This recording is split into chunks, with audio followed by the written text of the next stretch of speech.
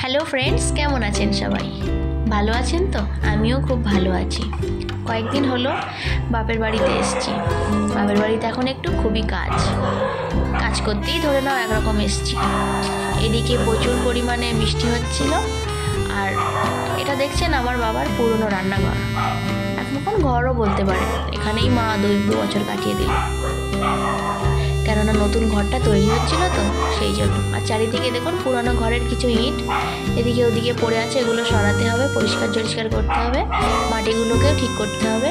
আর এদিকে এই যে মাটিটা আছে না, এটা দিয়ে একটা বেদি বানাতে হবে। সামনে গৃহপ্রবেশের অনুষ্ঠান আছে তো, তাই একটু কাজকর্ম চলছে। তো আমিও অনেকদিন পরেই বাপের বাড়িতে এলাম, বেশ কয়েকদিন এখানে থাকবো। আর এই দেখুন কয়েকটা কমলা লেবু একটা আর কয়েকটা কামরাঙা পেড়ে এনেছিলাম পাশের বাড়ির দাদুদের কাছ থেকে। দাদু বলেছিল কয়েকটা কামরাঙা লেবু পেড়ে আনিস কোনি, তো সেটাই পেড়ে এনেছিলাম। আর বিকালের দিক থেকে মা বললো বৃষ্টি হচ্ছে, কোনো কাজ নেই, চল তুই আছিস যতক্ষণ একটা কাঁথা পেতে নি। তা আমি বললাম চলো তাহলে কাঁথা পাতবে, যে কাল আমি তোমাকে হেল্প করে দিচ্ছি। আমিও না একটু আধটু কাঁথা বানাতে জানি, যেহেতু বাড়িতে মা কাঁথা বানাতে জানে, শাশুড়ি জানে, তো আমি আর না শিখে কোথায় যাই বলুন।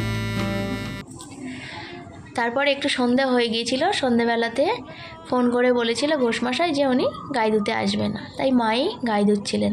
ওটা আমার গায়ে ধুচ্ছে, ওটা আমার মা। আর ওই যে দাঁড়িয়ে আছে লাইট নিয়ে, উনি আমার বাবা। মেনলি এই দুটো গরুকে নিয়েই বাড়িতে বেশি কাজকর্ম থেকে থাকে। আর মা ঘরে থাকে, হাউসওয়াইফ, উনি দুজন এই গরুকে দুটো আর নিজের সংসারকে নিয়েই থাকে। আরও আনুষঙ্গিক ওনার কিছু কাজকর্ম থাকে, উনি করেন। বাবাও একটা কোম্পানিতে কাজ করে, ভাইও একটা কোম্পানিতে কাজ করে। তো এখানে দেখুন কতগুলো গরু খাওয়ার জায়গা করা আছে। এখানে মোটামুটি 6টা গরু থাকতে পারবে, 6টা গরুর জায়গা। তো বছর 2 আগে না এখানে এই গোয়ালঘরটা পুরো ভরা ছিল, এতটাই ভরা ছিল যে বাবা লাস্টে গরুদের খাবার জোগাড় বিভিন্ন খরচ খরচায় বাবা পাচ্ছিল না। তা কিছু গরু বিক্রি করে দিয়ে এই দুটো গরুকে বাবা রেখে দিয়ে সবগুলোকে বিক্রি করে দিয়েছিল। তো দুটো গরুই এখন ওরা বাচ্চা দিয়েছে, তো ওদের দুজনেরই দুধ হয়। তো এই গরুটার মেনলি যদি একবেলা গাই দেওয়া মিস হয়ে যায় তো এর একটু সমস্যা হয়, তো এই জন্য দুবেলা একে গাই দুতে হয়। তো মা একটু গাই ধুয়ে নিচ্ছিল, আর তার থেকে আমরা 2 লিটার দুধ নিয়ে নিয়েছিলাম। ভাই আর আমি প্ল্যান করলাম যে দই বসানো হবে।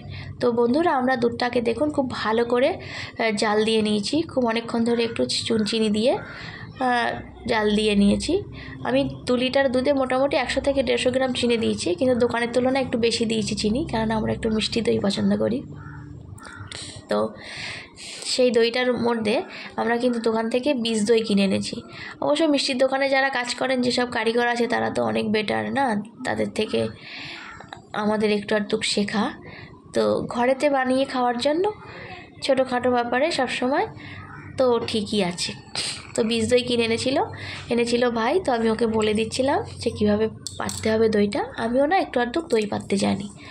জানেন তো বন্ধুরা, টক দইতে কিন্তু দই পাতা যায় না, দোকান থেকে আলাদা মিষ্টি দই কিনে আনতে হয়। তো সেটা দিয়েই ভাইকে বলে দিচ্ছিলাম, ও দইটা পাতাচ্ছিল কিভাবে কতটা কি দিতে হবে। আর ঘরেতে তো এখনও লাইটটাই ঠিকঠাক লাগানো হয়নি, লাইটটাও ভালো পাওয়া যাচ্ছে না, ওইভাবে একটু ভিডিও করছিলাম, আপনারা একটু ম্যানেজ করে নেবেন। তো আমরা 2 ভাই বোনই মিলে দই পাতানোর চেষ্টা করছিলাম। দইটা তো আজকে রাত দেখানো যাবে না, সেটা দেখাতে কালকে সকালবেলা সারা রাত থাকবে। তো আমার ভিডিওটা আপনাদের যদি ভালো লেগে থাকে প্লিজ একটা লাইক করবেন এবং সবার সাথে একটু শেয়ার করে নেবেন। তো আজকের মতো বন্ধুরা আসি, আমার দই পাতানো এবং আমার বাপের বাড়ি সারাদিন কেমন কাটলো সেই মুহূর্তটাকে আপনাদের সাথে একটু শেয়ার করার চেষ্টা করেছি। আজকের মতো আসি, আবার দেখা হবে অন্য কোনো ভিডিওতে এবং অন্য কোনো আবার কিছু তৈরি করা নিয়ে বা অন্য কোনো টপিক নিয়ে। তো আজকের মতো বন্ধুরা আসি, আর আমার এই দইটাকে তো কালকে দেখা যাবে, আজ আর দেখানো সম্ভব হলো না। আজকের মতো আসি, টাটা।